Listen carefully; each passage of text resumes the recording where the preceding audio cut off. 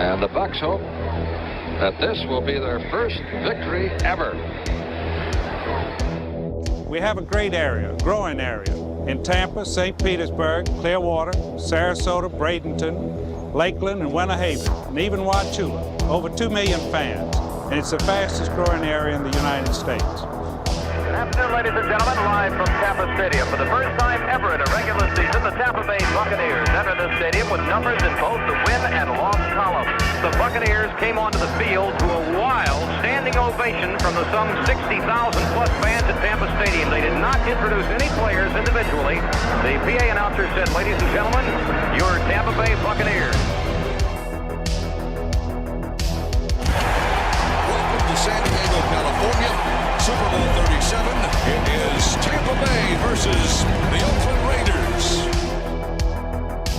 Third down, 18. Dropping Gannon, looking Gannon. Throws up the middle. It's intercepted at the 40. Derek Brooks 30. Brooks to the 25. 20. Derek Brooks all the way. There it is. The dagger's in. We're going to win the Super Bowl. Super Bowl, baby! Boom, boom, boom! Yeah!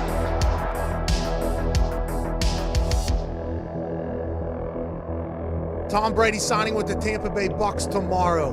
Holy hell. Tom Brady going to the Tampa Bay Buccaneers. That's going to be a tough team to stop, I think, at this point. He said, you know what ring is my favorite one? My favorite ring is the next one. Everyone always says, why the Bucs, man? Why did you choose the Bucs? And it was a no-brainer. Brady has all kinds of time. Throws toward the end zone. It is a caught ball. Touchdown, Tampa Bay, Mike Evans. 8 seconds, 7 seconds. Brady to throw. Throws a deep pass downfield. Got Scotty Miller in the open. Makes the catch. Touchdown, Tampa Bay. Here's the snap out of the gun. Play action fake pass to Gronkowski. He's going to score a touchdown. Touchdown, Tampa Bay. Holy guacamole. And the Buccaneer Nation will celebrate. And I want to hear cannons. We do. I want to hear cannons. Sure. And I think we are going to hear cannons. If I got to do the boom, boom, boom myself. Bucs win. Bucs win. Bucs win the Super Bowl 55. Tom Brady engineers the offense. The Buccaneers score late in the first half, early in the second half. And there the cannons come. Fire them. Keep on firing them. Keep on firing them.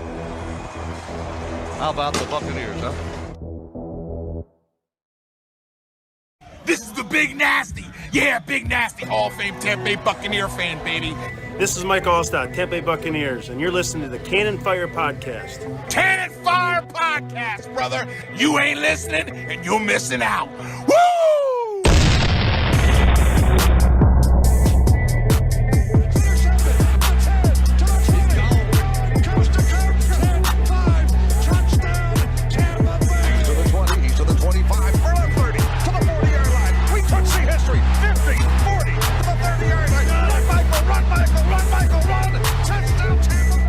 I want to hear cannons. We do. I want to hear cannons. Fire them. Keep on firing them. Keep on firing them. Welcome back, ladies and gentlemen, to a brand new edition of the Cannon Fire Podcast, live on YouTube today for episode 219. I'm your host, as always, Rhett Matthew, joined alongside me, my good buddy and co-host, the Philly Bucs fan himself, Mr. Evan Wanish.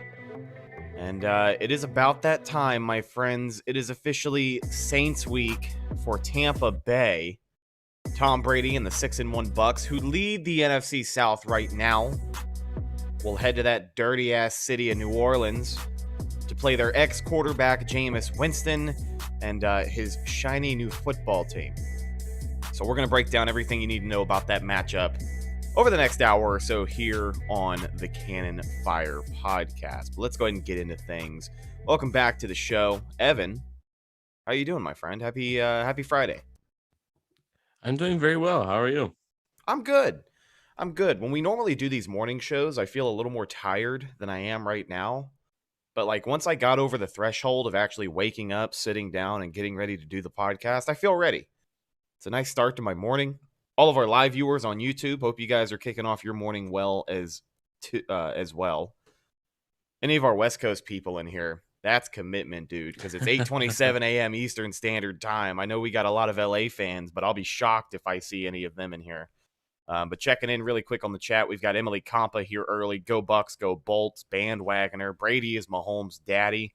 Said it's 5:30 where I am from. So he is up early hanging out with us. We truly do appreciate you guys. So let's go ahead and get into this. Without wasting too much time, the Saints are a team that a lot of Bucs fans should be familiar with at this point, right? Unless you just started watching the team in 2020, you know a whole lot about New Orleans. I feel like I know more about New Orleans than I do Carolina, than I do Atlanta every single year, because the hatred runs that deep. But as we take a look at the matchups ahead in 2021, this Sunday, the first of two, as these are division rivals, there's a lot of differences between these teams, between 2020 and right now. For the Bucs, not only is a Super Bowl title one of the biggest differences, but, you brought back all of your starters, and a good thing for Tampa Bay is that they're not in the situation that they were week 1 last year when they played this team, and then, of course, week 9 when they played them again and lost 38-3. There isn't an awkward adjustment period for the Bucs anymore. Tom Brady knows the playbook. He has chemistry with his receivers. Everybody really has things down, and you're just building off of what you do well, which ultimately won you a ring in 2020. Now, for the Saints, Evan, I want to ask you, what is the biggest difference on this squad between 2020 and 21? I know the quarterback is an easy thing to look at, but the rest of their team, what are some of the bigger key differences coming into this one?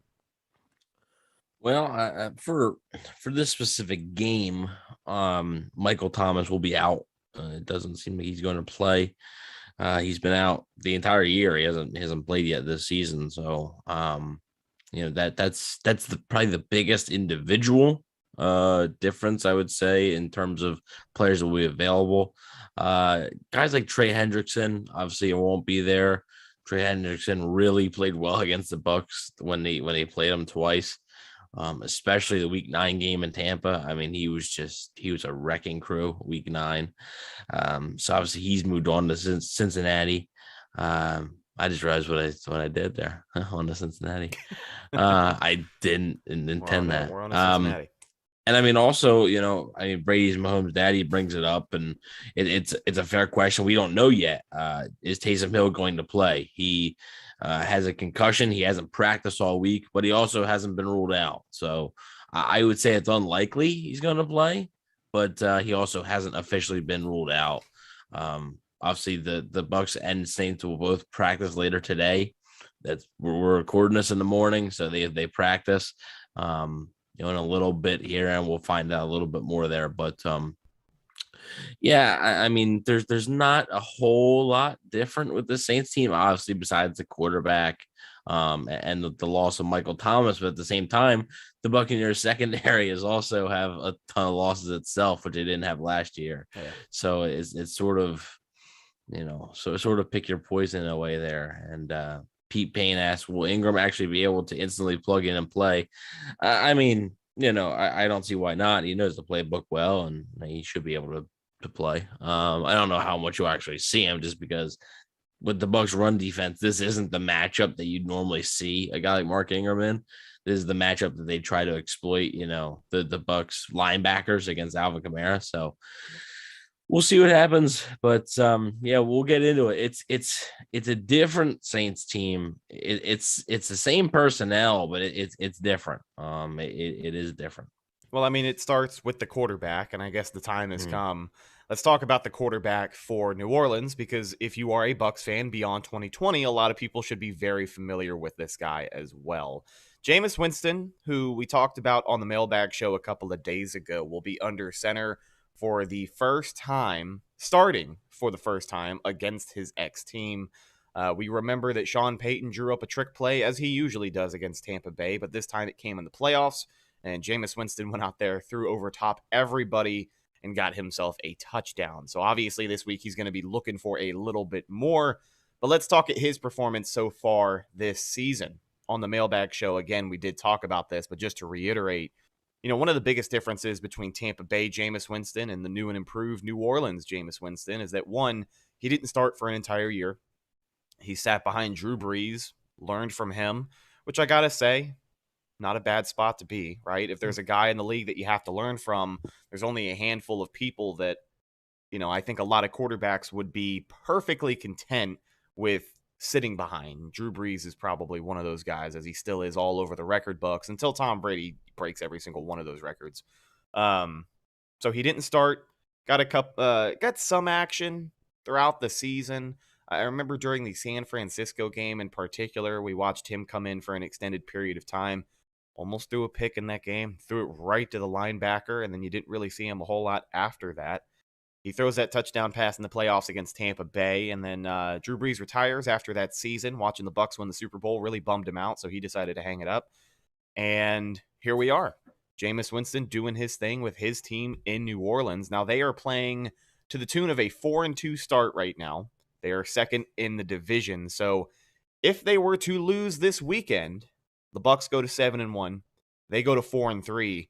That's second place in the division. The Bucs are holding a pretty comfortable lead in the NFC South. So it doesn't seem like this matchup has nearly the amount of division, what's the word I'm looking for? It doesn't hold as much weight in the division race as it did like week 9 last year.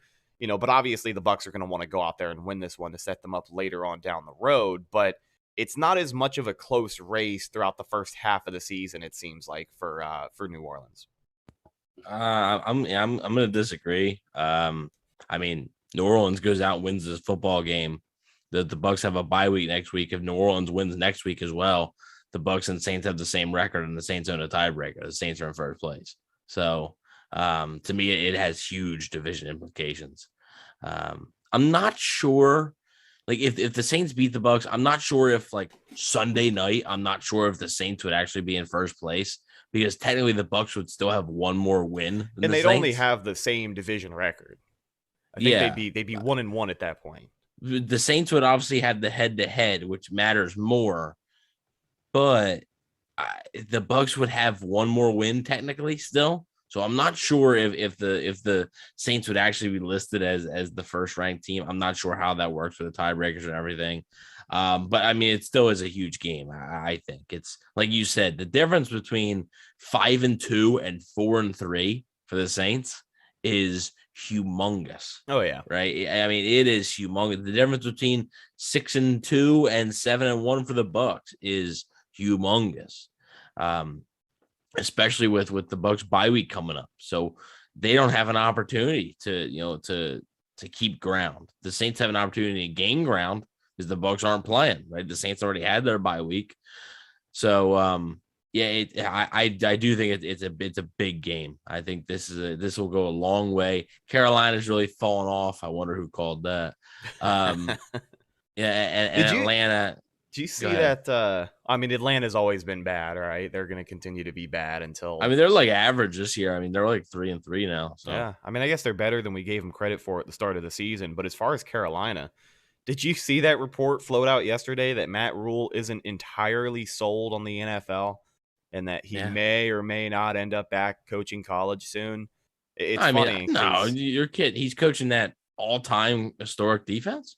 Yeah, and he wants to leave that. All right, Sam Darnold. The MVP over the first 4 weeks of the season. I don't know what happened to Sam Darnold, but he ended up getting benched. He ended up. I'll tell you what happened. They ended up stopped playing the Jets and the Texans. That's what ended up happening. How the mighty have fallen. They started 3-0, and here we are. Yeah, what are they 3-4 now? I'm pretty sure they're 3-4. I think so. I think 3-3 or 3-4. Yeah, 3-4 says Brady is Mahomes' daddy. Yeah, it's that's crazy. But like I said, this is the Saints are really the only threat in the South, right? So this is a humongous game. To be able to go into New Orleans and win this game would be huge, and I do think it has pretty big division implications. Maybe the Bucs, if they lose, maybe they do end up first place anyway. But I'm just saying, for the meantime, like, they probably wouldn't be in first place if they lost. So I just think it's really, really big to be able to go out and win this football game. Yeah. And, I think a big thing for the Bucs too, or for any team who's looking for first place in their division, it's always going to be important to put that much more distance between you and the second place team. So for the Bucs, a win this week lets everybody just do a huge exhale headed into the bye week, because you've pretty much got that first place spot shored up until you return to play after that, which I believe is the Giants game coming out of the bye. Oh, no, it's Washington. It's the watch party. Yeah, I was going to say, are you kidding? Yeah, I know. I'm out of it. It still is early. I know I said I was ready to go at the beginning of the show, but there are certain things I'm not 100% on. My brain's still waking up. I'm like an old Chevy, it takes me a little while to be 100%. But let's go ahead and take a look at this football game and some of the different things these teams are going to have to do coming into it. So I think one of the biggest things for the Bucs this week isn't going to be so much taking advantage of the injuries that New Orleans already has, or just going out there and making sure our offense is playing the way that they have been these past few weeks. I think it's going to come down to play calling, because the Bucs can out-talent a lot of teams in the NFL. We've said that before. I think there's, 28 teams in the NFL the Bucs can go out there and just beat off of pure talent. The Saints might be lumped into one of those teams, but Sean Payton as a play caller is going to make sure he brings his best for the Bucs. And we talked about the quarterback, Jameis Winston. So far this season, the way that he has been coached is clearly he's a little bit more of a conservative quarterback. They're not really letting him sit back there and sling the ball like he was used to in Tampa Bay. He's not putting up these big 300-plus yard stat lines every single week. He has thrown, I think, to this point, 13 touchdowns and 3 picks, which is a great stat line for Jameis. But is this the week that, Sean Payton lets him loose? He just lets it fly, and he attacks this beat-up secondary, because we talked about that possibility earlier this week. Had a couple of days to sit around and think on it, and it wouldn't shock me at all if over the first half of this game we see Jameis just go out there and tear us up, either by throwing interceptions, which we know he may or may not do if they let him off of the leash and he goes and throws for 400-plus yards. But, this is a secondary that, regardless of how the pass rush has stepped up, if you can get the ball out of your hands pretty quickly, he might be able to take advantage of us. So do you think this week is the week Sean Payton finally just says, let him do his thing? Certainly feels like it. It definitely feels like it. Like you said, 13 touchdowns, 3 interceptions. He has 2 fumbles. One of the fumbles were lost. 1,014 passing yards. Last place in the NFL, by the way, in pass attempts is the New Orleans Saints. So, yeah, I was actually just going to, you stole my bit there. Oh, so I'm sorry. Thanks. They had the fewest pass attempts in the NFL. So I saw something in the chat that said, like, Winston's playing scared. It's not necessarily that. It's just what New Orleans is doing on offense right now that, like, kind of doesn't let Winston be Winston, right? Is like, we all know that's not, like, we saw for 5 years. You saw for 7 years, but you saw for 2 years of Florida State. Like, you saw what Jameis Winston was. He hasn't really changed that much. It's just the Saints play calling and the way their offense is structured isn't really allowing him to be that way, which I think all it takes is 1 week for Sean Payton to say, hey, we're going to start doing this, this, and this. And I think that could be the week. This could be the week because he has the arm strength. We all know that. He can push the ball down the field. We know that. But the Saints offense, I'm going to read these off to you, and you wouldn't think that they were a 4-2 football team, but here we are. Total offense, 29th in the NFL in total offense. Passing offense, 31st in the NFL in passing offense. And then their rushing is 11th. So they don't have a top 10 rushing offense. They're almost dead last. They're second to last in passing offense. And they're almost last in total offense. They have the fewest pass attempts in the NFL, which obviously does skew that a little bit. But, like, how is this team 4-2? That's crazy. And I do see bandwagoner in the chat says, exactly what I was going to say. Their offense has been Alvin Kamara. Alvin Kamara last week had 10 receptions, 128 yards and a touchdown. He was their leading receiver. I mean, there was literally times where Jameis threw the ball to Kamara like 3 or 4 times in a row. just because Seattle was playing a little bit too much cushion and they were just letting him get 7-8 yards easily. It wasn't like huge chunks. It was just like consistently 7-8 yards. Then you'd mix in a 20-yarder. Then there'd be 7-8 yards. And they've been doing that a lot. So despite, everybody, I see a lot of people in the chat saying, oh, that, they don't have many receivers, this and that. I mean, they're 4-2. They beat the doors off the Packers. I know that game's a little deceiving. Packers got a big win last night, but, they beat the Packers. Like, they've beaten a good team. So clearly something's working, right? And a lot of it is their offensive line. Their offensive line is very good. Andres Pete won't be playing, but their offensive line is still extremely good. And I think Brady's Mahomes' daddy might have asked me this a few times or said in the chat, I think. How does the Bucs defensive line match up with the Saints offensive line? And I am going to get into that because I have actually like the numbers and stuff for both the Bucs defensive line versus the New Orleans offensive line, and then the New Orleans defensive line versus the Tampa offensive line. But first, I wanted to get your thoughts on just some of the offensive stats that I placed out there. Yeah, man, I think it just speaks to the strength of New Orleans defense so far this season. On the mailbag, when we talked about their last game against Seattle, they had a chance to pretty much let Geno Smith go down the field and win the game or hold him to nothing, and that's what they did. It was 2 straight sacks. Demario Davis has honestly been playing out of his mind this season. So their defensive unit probably looks stronger this year than it did last year for sure. And I think they have absolutely carried them. When we talk about the 38-3 thrashing of Green Bay in week 1, Aaron Rodgers was seeing ghosts out there because their defense was just swarming him.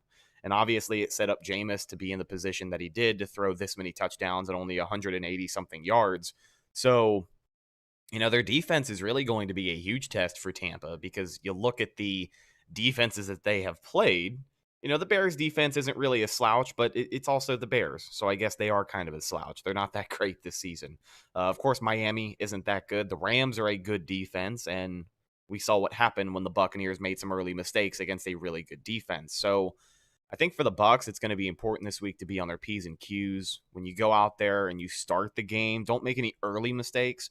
Don't set yourself behind early, because regardless of if their offense is dead last in the NFL, it seems like if their defense is able to capitalize on a mistake, their offense in a short field position is surely going to go out there, give it to Alvin Kamara, and he'll find his way into the end zone somehow. So, I think their offensive lackluster stats, we would say the same thing if it was Tampa Bay. If they're 4-2, it really doesn't matter where they are in the stat sheet as long as they're winning games. And to this rate, they kind of are.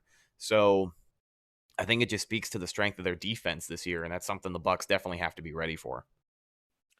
Yeah, I think it's like you said, they don't really make mistakes, right? I mean, Winston has basically 4 turnovers. I mean, through 6 games. I can't tell you, that might be the least amount as a starter that he's had in his career. Maybe. I mean, this guy's just always been,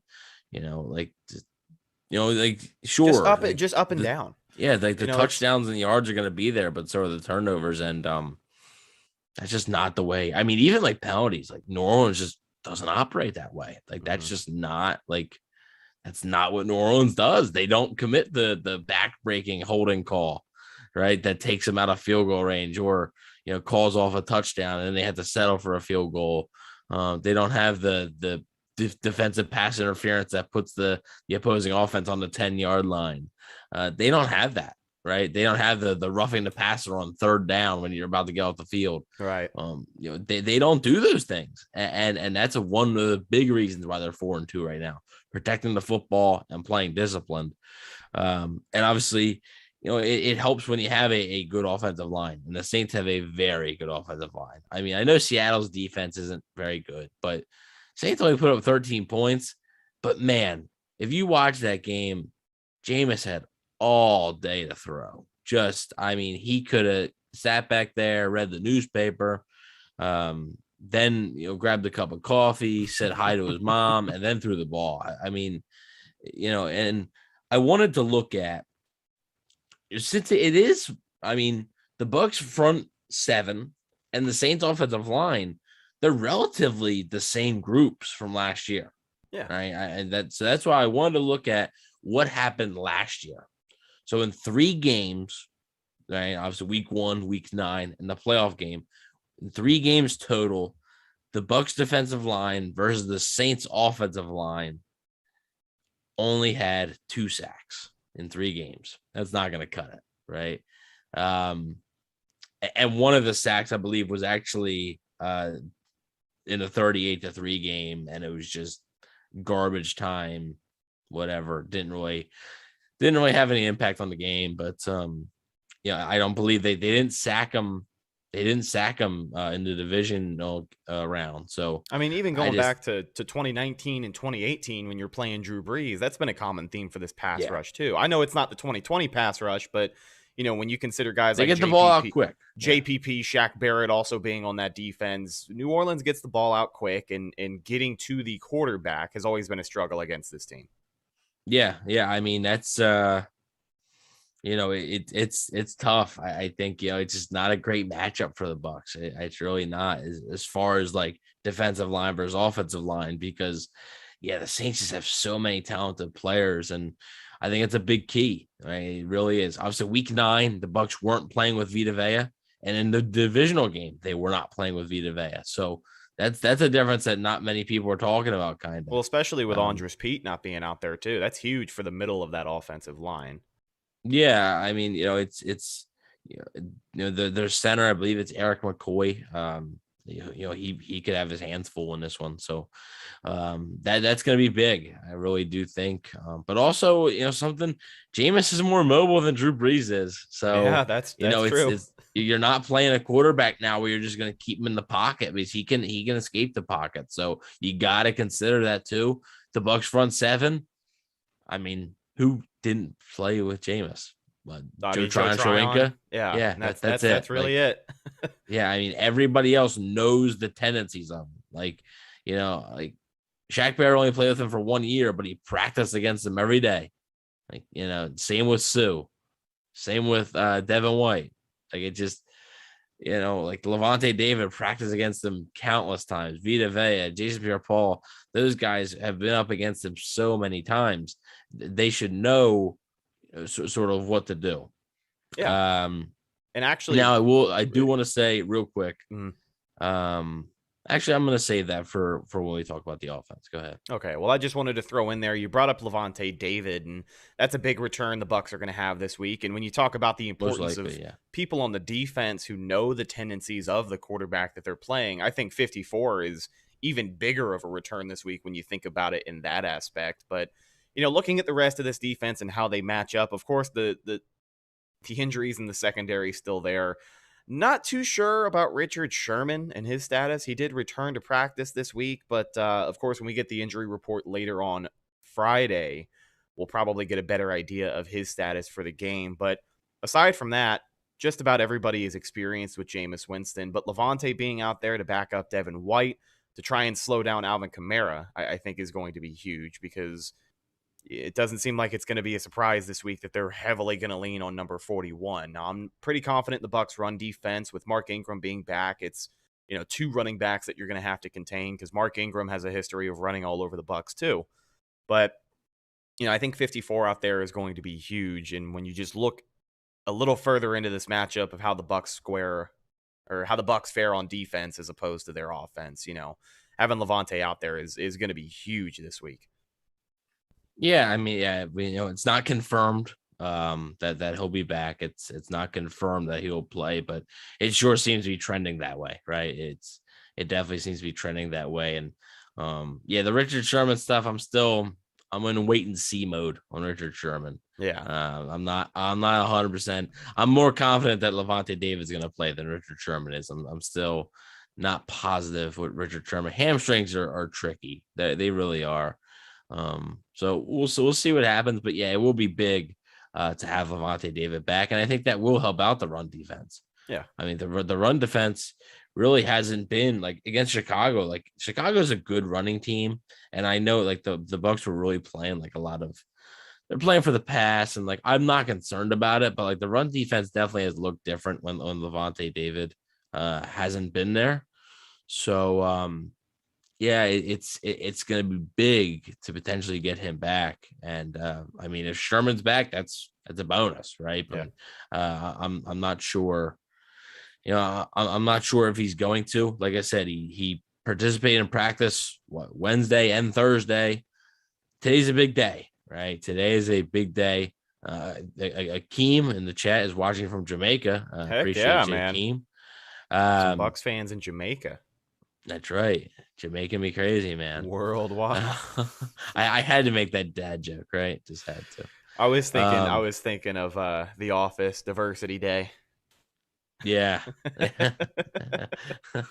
Kevin and Angela. Yeah. If you guys don't know what we're talking about, let's go look it up. It's season 1, episode 2. I think people say season 1 of The Office is slow, but there's certain episodes where there's definitely some gems, and Diversity Day and basketball are the two gems of that season. So 100%.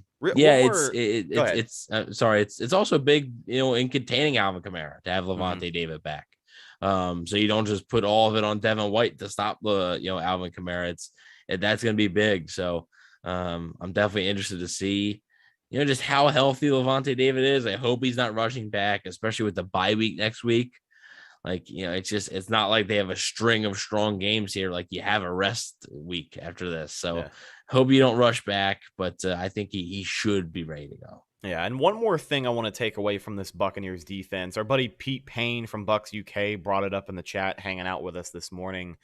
If this pass rush is able to do what it does best, and over these past few weeks, that's been get after the quarterback. I know they have faced some mobile quarterbacks, Jalen Hurts, Justin Fields. Those guys are mobile. Jameis is mobile. He's not quite as mobile as them.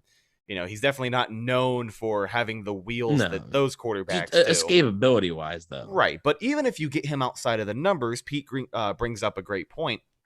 If your pass rush can stay on top of him and keep him uncomfortable, if he's uncomfortable in the week that Sean Payton wants him to just go out there and throw the ball, then that's a great recipe for the Bucs, because we have seen Jameis Winston uncomfortable in the pocket and making the mistakes that he usually does. So as we look at this matchup for the Bucs, obviously containing Alvin Kamara is going to be a huge deal, but making sure that number 2 is uncomfortable in the pocket is going to be just as important, because, any quarterback, when they get uncomfortable, is going to make bad decisions. But unfortunately for Jameis, that's kind of what he's known for. So, hopefully they can make sure he lives up to the namesake this week and the pass rush can get there. But let's go ahead and look at some of the matchups on the other side of the ball. At the top of the podcast, I talked about how Tom Brady is definitely a lot more comfortable in this offense now than he was week 9 last year. Of course, week 1, without saying, he's way more comfortable in this offense. The offense continues to just put up pretty ridiculous numbers. I mean, they are a top 3 offense as far as productivity in the NFL goes. The Saints at the other end of the spectrum. So for the Bucs coming into this week, what are some of the bigger matchups you see for them, and maybe some important things they got to make sure they do on offense? Yeah, so as good as the Bucs have been on offense, the Saints have been really good on defense, which is it's fascinating. I think I'm more curious to see this matchup than how the Bucs defense matches up with the Saints offense. Yeah. Just because I think the Saints offense versus the Bucs defense, I think that matchup is pretty cut and dry. Like, I think it's like we know what to expect, kind of. Yeah, I think this one with the offense, because like you said, I mean, week 1, it was Brady after no preseason, no training camp, basically, in a brand new system against a team who has been together. That's a tough game. Week 9, they were without, I believe, Ali Marpet. That got away from him. I mean, that got away from everybody in that game. So yeah, I mean, the offense, like, that wasn't like Brady's best game, but I don't even think that's Brady's worst game, because I don't think it, I don't really think it matters if that's game. Just, the Saints just dominated the trenches in that game. And then honestly, the divisional game, the Bucs, very Saints-esque this season, right? The Bucs took advantage of the short fields and didn't really make the mistakes. So it's important to protect the football. But yeah, I mean, they're playing the Saints team. Their total defense, they're 7th. Passing defense, they're 20th. and rushing defense, they're third. So this is another very good rushing defense. Obviously, the Bucs are number one, but John Leonard at Pewter Report did point out that's total rushing defense. If you look at, I believe, yards per game, or I'm sorry, it's yards per attempt, I believe. The Saints' yards per attempt on rush defense is actually lower, so they're actually better than the Buccaneers at defending the run. So it's, not sure if this is the week that they've been running the ball better, but I'm not sure if this is the week to continue that, because it just doesn't seem like you're going to have much success that way. So it's a tough matchup, and the Bucs offense really has struggled against the Saints team. I mean, even with Jameis Winston in 2019, with Jameis Winston as the quarterback, they struggled against the Saints team. It's just something that Dennis Allen has, with Bruce Arians. It's just, Bruce Arians is still 1-4 against the Saints. He's 0-4 in the regular season as Bucs coach. Has never beat him in the regular season. So it's something about the Saints defense that really gives the Bucs offense trouble. And without Antonio Brown, most likely, Gronkowski should be coming back. It's not confirmed, but he should be back. But it's tough. It's going to be tough, I think. Because this is a good Saint, and like the reason they're 4-2 is their defense. Make no mistake about it, right? That is the reason they are in the position that they are. So yeah, it's gonna be tough sledding, I think. Yeah. And that's the thing coming into this game I want to make clear too, is that, we can talk about the struggles that New Orleans has had on offense. While they haven't necessarily been putting up the fancy numbers that the Bucs have, they're still winning football games. So if they can't keep up on offense, then that's one thing that we're going to talk about over the course of the game. But when you look back at history between these two teams, and I guess this factors into my prediction for the game this week, I think it's just going to be a game that pisses a lot of people off. Every time we play the Saints, whenever the Bucs screw up, it seems like it really affects you a little bit more than it does any other game, because this one just means so much. Like I said at the beginning of the show, the hatred runs that deep. So depending on how much you hate the Saints, and if you are not a fan of Jameis Winston, the game is going to piss you off this week, because I think it's going to be one of the more competitive games the Bucs have played over the last few weeks. And it's really going to come down to crunch time in this one. So I'm curious to see, especially in the offensive side of the ball, like you said, they have been running the ball, and we've praised the run game over these past few weeks, but I don't know if that's going to be so much of a viable option this week. Someone in the live chat did bring up the possibility of Gio Bernard being a better fit for this offense this week. Maybe some more passes to Gio out of the backfield, as opposed to all season Lenny would be a sight for sore eyes. But again, we're just going to kind of have to see how those first few drives go for the Bucs before they start making adjustments like that. But I wanted to get some more thoughts from you about this game. Like, what else are you really looking at? Well, real quick, I did want to address something before it escaped the chat. Cartier Walker said, I'm scared. BA said AB ankle injury serious, and we thought, hope it's not season ending. BA never said it was perhaps like serious. He said it could, quote, be a long time. He didn't answer the question. Right. He didn't. My man said it could be next week. It could be a little while. He didn't answer the question. That's the answer he gives when he doesn't want to give you an answer. The biggest takeaway currently is that he didn't end up on IR. Yeah, which means that it seems like the Bucs are confident that he'll be able to, because IR, it knocks him out automatically for 3 games, not 3 weeks. So you can't get the bye week. It's 3 games. So I think Antonio Brown should be fine to return either week 10 or week 11. I don't think it's going to be season ending. I did have Gio Bernard in my notes. I did have him just because I knew it was going to be tough sledding. Our buddy Robert, outside leverage, he points out that serious the business. Bucs, yeah, it is, man. You got to pay attention to it. Oh yeah. He points out that the Bucs have been playing some bad run defenses, and that's true. I mean, Philly is near the bottom of the league. The Bears have not been great at it. The Dolphins defense overall is just a mess. The Patriots' weakness is their rush defense. So kudos to the Bucs for taking advantage of that. But this is a Saints team that is very good at defending the run. So you can't quite stick to the same game plan. I just think that's just it was nice to get, to not have Brady throwing 50 times a game for, 4 games or whatever. But this may be a game where you're going to have to throw it a lot more. And I have my notes here. Tyler Johnson must step up. Last week I said Tyler Johnson breakout ? And this time I even underlined. I said must. I just think he has to be good. I'm not saying he has to have over 100 yards, but just be productive in a way where I know people are gonna hate us talking about this, but yes, Marshawn Lattimore does have Mike Evans' number. He does. And when it comes to this conversation, we can get as biased as we want to, but the stats are there, right? The numbers are there. Unfortunately, I don't remember who said this in our chat for the mailbag show, but it really seems like Marshawn Lattimore, if he stepped up to the plate against every other wide receiver in the NFL, like he does for Mike Evans, he'd probably be playing at a Hall of Fame pace. But he definitely brings his A game when playing Mike Evans. So I wouldn't really expect much different. Of course, it'd be awesome to go out there and see Mike Evans just torch these guys like he did in 2018 with Fitzmagic, right? 2 touchdowns, 100+ yards. That'd be a dream. But with Mike Evans probably getting a lot of attention, I think it's going to open up a door for some other guys on this offense. And someone we've yet to mention, we talked about Levante returning on defense. It seems like all systems are go for Big 87, Rob Gronkowski, to make his triumphant return to this team in a pretty critical matchup this week. I'm curious to see that matchup. That's the matchup on Wednesday that I said I'm going to be watching the most throughout this game, and I think it still holds true.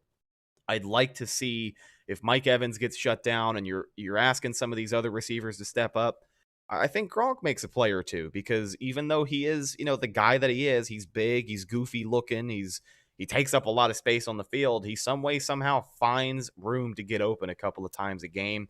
And even if he's not entirely open, Tom Brady, who has been playing at an MVP caliber all by himself right now, let's keep that in mind, leads the NFL in touchdown, leads the NFL in passing yards. I have confidence that he's going to find Rob Gronkowski, even if he's not entirely open. But watching Gronk come back off of this injury is going to be a pretty interesting thing to monitor throughout the course of the game on Sunday. Yeah, I just don't think you're going to see the Gronkowski you saw before the injury. I think it might take him a little bit to get warmed up, but I think he makes a play or two. I don't. I just no. I don't even know how much he's going to play. You think he's a complete non-factor? I mean, I'm not saying that. I mean, he helps in the run game. He helps blocking, and I think he'll get a catch or two. But I don't know if rib injuries are tough, man. It is. Rib injuries, they affect almost anything. You can't sleep.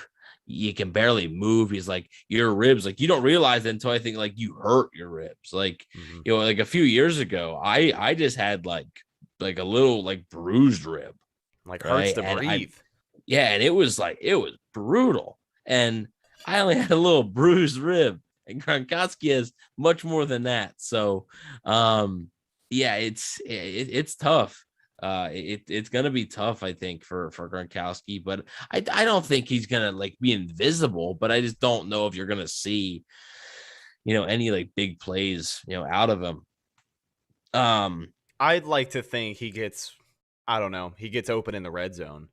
I think regardless of his injury status, when he's on the field and the Bucs are in scoring position, there's going to be a big highlighter on him for that defense, and that opens things up for other guys. So even if he's not out there playing to the standard he was before he got injured, because he was on an absolute tear early on this season, even if he's not playing like that, I still think it's pretty important to have him back out there, especially when you consider Mike Evans and the possibility of him getting double teamed throughout the rest of the game. So even if he's not 100%, using him, I guess, as a decoy to maybe open things up for your other guys can't ever be a bad option. But I'm just curious to see not only where he picks up from, coming back from his injury. It might be a little slow, but I'd like to see him get a quick start. But just seeing how he's used and if he can actually make an impact for this offense. I really think he can, even if he's not 100%. Yeah, I mean, I think he can, especially in a run game. Like he's easily their best blocking tight end. Like, and he does so many little things that help the run game, which ironically they've actually been running the ball very well since he exited. Yeah, I mean, I hate to say it, kinda but funny. the facts say that they're running the ball better without him. They are Yeah. playing some pretty ugly defenses though, so that's always important to remember. So speaking of of the running game, I think it's a big test for the offensive line. I have in parentheses the interior offensive line. Yeah, we talked about the week 9 game last year. I just total domination. So the Bucs defensive line against the New Orleans offensive line had 2 sacks. The New Orleans defensive line against the Bucs offensive line last year in 3 games had 7 sacks. So there's a big difference there. And yeah, just they've really had the Bucs number, and it's gonna be another test. I mean, Marcus Davenport, I believe, is gonna play. He's been out in and out of the lineup. Cam Jordan has had a slow start, but played well last week. They're getting a David Onyemata back from suspension this week. They're getting better there, and it's gonna be a real challenge. I think it's gonna. All offensive line's got to step up. They played great against Chicago, but you have to take into the fact that Chicago was without Robert Quinn and they were without Akeem Hicks, and it also Khalil Mack wasn't 100% healthy. Like, Khalil Mack is a heck of a player, and it was fantastic the way they were able to just shut him down. Right? Kudos to Tristan Wirfs. But he just went on IR. So that showed he probably wasn't 100% healthy for that game. Like I said, the Bears were without Robert Quinn. They're without Akeem Hicks. That matters, right? The offensive line played well, but that matters. It really does. And the Saints defensive line has been really blossoming over the last few weeks. So it's going to be a challenge. I really do think it's going to be a challenge. And it was a challenge last year. I know, like I said, week 9, Ali Marpet didn't play. Also, I mean, in the divisional round, Aaron Stinney had to play. So Alex Kappa was out with an injury. We did see Aaron Stinney get a little more action last week, though. He came in as the extra lineman every now and again between him and Josh Wells, and that's something the Bucs have been vocal about doing a little more this season. I think Byron Leftwich made some comments about using that extra lineman, running 6'7" linemen out there, and I wouldn't be surprised if they do that a lot more this week too.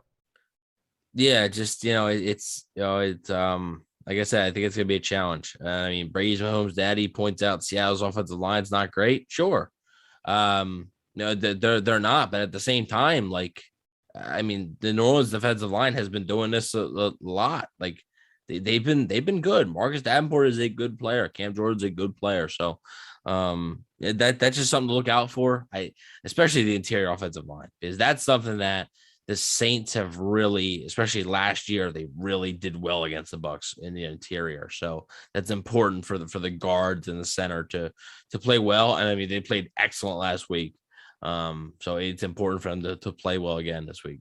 Taking a look at the live chat really quickly, James Bond with a great take here. He says he's taking the prop bet that Marshawn Lattimore gets ejected for throwing a punch this week. I don't know what the payout is for that, but if there is a prop bet for Lattimore throwing a punch, this week is probably the week to go ahead and put that down. And if you wanted to bet, Evan, do you know a place or two that people might be able to go to? I think I do. I think I know a pretty good place. I think can I go to betonline.ag? Yeah, right up there. If you're watching us on YouTube, you can see the banner right now. Official sponsor of the Cannon Fire podcast, betonline.ag. They've got the online casino. If sports betting isn't exactly your thing, but they have got everything. I mean, player bets, prop bets. I'm sure you can run a whole parlay on there if you really wanted to. There was a parlay that I was looking at doing the other week when the Bucs played Philly. And I think it was the McAfee same game parlay. And they hit everything except for Tom Brady getting 5 rushing yards. He finished with, I think, 1. So that's pretty tough. But if you want to go out on a stretch this week and make something happen, do it, man, with our guys over at betonline.ag. One more quick question. Real quick. Ahead. I wanted to look at the chat. So, Deuce Flex Machina, I think. Deus Flex Machina. All right, that's good. Points out that the Panthers exposed the Saints. Look, guys, I that I use this as an explanation for why the Panthers weren't very good. They beat the Jets, they beat the Texans, and they beat the Saints while the Saints were without, I believe, 8 or 9 coaches.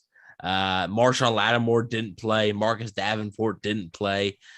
That's not really to me, that's not really a determining factor of what they are. But it's like I said, I think it's gonna be tough. And also that's on the road. That's it's in New Orleans, so that'll be tough. But let's break it down here. Yeah, man, let's go ahead and do it. So one more question about the play calling, because we said that would be a big deal this week. I don't remember who asked, but the question was, do the Bucs ever run trick plays? I mean, this week of all weeks seems like the one you kind of want to, bring something special out of the bag, considering New Orleans always has a few of them every single time we play. But would you be surprised to see the Bucs, pull something special out of their bag? Somebody else brought up playing a little more up-tempo. I think it was Wesley Ramirez. This offense does seem to carry their weight a little bit better when they run, up-tempo. No huddle. They seem to work pretty well in. But as far as like trick plays go, you think this is the week we see a Gio Bernard flea flicker? I mean, maybe you've seen it once with Brady, a flea flicker. Mm-hmm. I don't know. Just don't really think that's not Arian's style. Wasn't it against the Saints? No, it was against the Panthers. Okay. It was week 2 last year. Brady threw it to Justin Watson. Gotcha. Yeah, they for one, they don't Justin have Watson. That's a name I haven't heard in a while, huh? For the Bucs, like if it's not a flea flicker, do they really have the personnel to run a trick play? Right. Not really. Right. It's just they don't have a Taysom Hill to run a trick play with. They don't have a guy like that can, they don't have a quarterback that can go out and play in wildcat like a Kyler Murray or Jalen Hurts. They don't have that type of player. So that's, I think, some of the reason why they don't run trick plays. And also, Bruce Arians is an old school type guy. I just don't think that's something that he's planning to do. I mean, maybe, I'm sure now that I said that, they're going to go out here and they'll run 3 or 4 of them. Yeah. Right. But, I mean, I think you'll see something from the Saints. Taysom Hill being out does matter because most of the trick plays he's involved in. So yeah, that's a big deal. I mean, every single time we play the Saints, one of the biggest things I talk about is how much I hate Taysom Hill, and I still hate him. I'm not necessarily glad that he's injured, but I'm glad that he's probably not going to be playing this Sunday. And as you said, that's huge because whenever he is on the field for New Orleans, it almost seems like the ball's going to go to him. And regardless of if it does or not, the Bucs usually don't have an answer for it. So it's going to be a nice, relaxing afternoon without him trotting out there and throwing a 40-yard touchdown out of nowhere. Brian Shaw, my number 1 fan. That's your guy in the chat, says Arians doesn't run the offense at all. Byron and Brady do. Well, that's not true because it's Arians' playbook. So, all right, are we just about time for the checklist here? Or? Yeah, I wanted to flash the book, A Season in the Sun, because if you guys are reading this excellent novel by Lars Anderson, you learn a lot about Bruce Arians' role and what he says and doesn't say about this offense. So make sure you go check that book out. But yeah, let's go ahead and start to wrap this thing up. So on every single game preview, we like to do something called the weekly checklist. And basically what it is it's a list of a couple of bullet points. And if the Bucs go out there, execute all these things, they should 9 times out of 10 be victorious. So Evan, I'm gonna go ahead and toss it to you, my friend. What is on the checklist for this week? Yeah, number 1's win the trenches. This goes back to last year. But really, I mean, that's almost every football game, right? But it's just it's amplified this time because the Saints have been that type of team where if you look on paper at their defensive line, it doesn't have like top end talent, but they have good players and they've really given the Bucs trouble. So win in the trenches. That's the Saints defensive line versus the Bucs offensive line.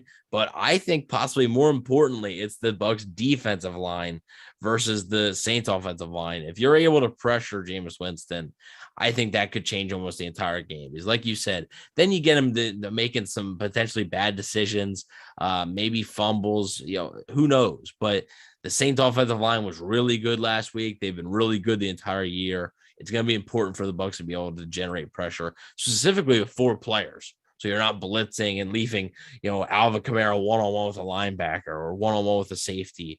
You don't want to do that because he's, 9 times out of 10, Kamara is going to win that matchup.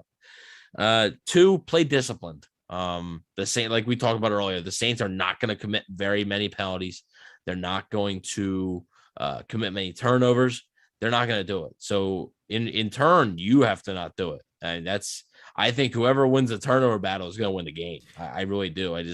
I don't see. I think whoever comes out the turnover battle, I think is going to win the game. I think you could also see whoever has the least amount of penalties will end up being the winner of this game as well. And I think for the Bucs as well, it's important to notice that they're coming off of a game where they had their least penalties in a game all year. I'm pretty sure they only finished with 1 against the Bears, and that was Aaron Stinney getting the holding call late in the game. So, it kind of sucks that stopped them from having a perfect game. But I think it's something the Bucs have improved on. But of course, this week of all weeks is going to be the biggest test they've had as far as discipline goes, and not having to go out there and make costly mistakes. Yeah, and then number 3, ignore the crowd. They played in New Orleans last year with no crowd week 1, and then they played in New Orleans in the divisional round with a limited crowd. This is the first time they will be playing in a packed. Was it Little Caesars? Stupid. It is, Caesars, I guess the sports book, the hotel. Oh, that's right. Yeah, the dynasty, whatever. but it's the Little Caesars Superdome. Yeah, see, it gets her upset too. Yeah, see, everybody hates it. Even Ella just can't stand it. So yeah, it's just it matters, right? And the one road game the Bucs lost, it was a loud stadium, so it does matter. And I think they just gotta try their best to ignore it. I'm sure they're professionals, but just try to ignore it. So, all right, are we ready? Are you ready for the game predictions here? Or? Let's do it, man. So we'll go ahead and go into some score predictions. I'll toss mine out there first, and then I'll give it to you. I know it was you told me right before the show that you finally decided to make your prediction. Like it took you up until an hour ago to decide who was going to win this game. So I'm going to let the people hang on to that while I give my prediction. I think what's important for the Bucs is, of course, everything we just mentioned on the checklist. Making your kicks is going to be important as well because, Suck Up did have an ugly miss last week. Even though it wasn't super incremental to the game, I think it's going to be important in this one because it will be a competitive game. Down the stretch, it'll be interesting to see what kind of Jameis Winston we get. If the pass rush can do their job and make him uncomfortable, I have no doubt we're going to get maybe an interception or 2. But I'll tell you, man, I think this is a game that's going to piss a lot of people off. I think it's going to be closer than we are comfortable with for a while. But when it really comes down to it, I'm going to pick the Bucs. Big shocker here, right? But I'm going to pick Tampa Bay to win in New Orleans, head into the bye week. It's 7-1 with firm grasp on first place in the NFC South. And I think the final score of this game is going to look something like this. The Tampa Bay Buccaneers will put up 28 points, and I think the Saints will put up 24. I think it will be a close game for the Bucs. Hopefully it ends up with them having the ball last in either a game-winning drive from Tom Brady, which is what he does best, or just burning that clock and using some of the clock management skills we know that they have throughout this season. We've seen them executed on some other teams as well. So I do have the Bucs coming out on top, but it's going to be a pretty close game, regardless of the Jameis that you get out there. You're still playing a pretty top tier defense that New Orleans has put together, and Sean Payton usually finds ways to make it a long afternoon for Bucs fans. So I do have them coming out on top in a close one, 28-24. Yeah, this was I wrestled with this one. This was I just think it's so close. You can really flip a coin. I really do. Both teams have plenty of motivation to get this done. It's a huge game. I originally in a season prediction show, I've gone, the exact same route that I've gone with my season predictions, right? I picked them to lose the Rams. I picked them to be 6-1 in this spot, but I picked them to lose this game. Right? I picked them to, it's a tough road game. But that was obviously, we did that before the season, right? So that was before anybody had played a singular game and you were able to see anything of how it was going to work out. So with all that, I am going to say Brian Shaw's on the edge of his seat right now. 23-20. It's a close game. I agree with you. It's a very close game right down to the wire. 23-20. Bucs win. Let's go. I think they're just give it up. I just think the Bucs are just a tad too much. The thing is, the Bucs offense will be a tad too much for the Saints defense. And I think the Bucs defense will be able to keep the the Saints offense in check enough. But also, I mean, the Bucs scoring 23 points. Wouldn't be a surprise to me. On the road, they scored 24 points, 19 points, and 28 points. So they haven't gone over 30 points yet on the road. I would expect that to continue. I don't think that they will get over 30 points in this game. Maybe that's week 10 versus Washington. Who knows? But I think that's going to continue this week. It's going to be a very close game. And I think that the Bucs slightly edge out the Saints. I don't think it's going to come down to the last second. I think maybe the defense makes like a 4th down stop. I don't think it's a turnover. I know it'd be poetic justice, but I don't think it's a turnover. I think it's maybe like a 4th down stop or something. But I do think that I do think that the Bucs go in and they realize the importance of this game and they get the job done.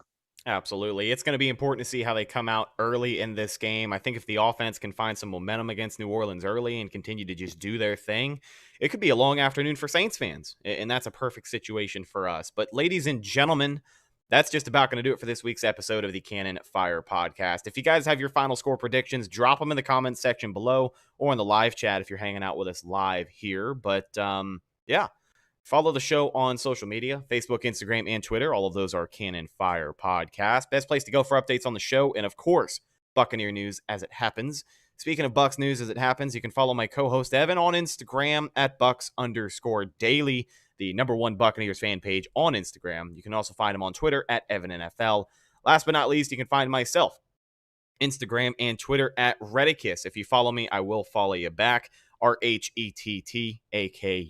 Shout out once again to all of our people in the live chat. Of course, good old Brian Shaw, Will the Brewer, Deus Flex Machina, No Saint, our Bucs UK guys, Adam and Pete, both checking in over there. It's the afternoon for them, so glad we could catch them on their lunch break.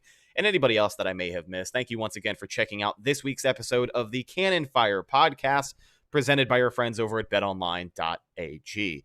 We're going to be talking to you guys on Halloween after the game. Win, lose, or draw will be live right here on our YouTube channel, and it'll be available on all of our podcast affiliates a couple hours after the live stream. But hopefully we will talk to you guys about a Buccaneers win headed into the bye week. But that's about it for this week's episode. I am your host, Rhett Matthew, signing off for my co-host, Evan Wanish.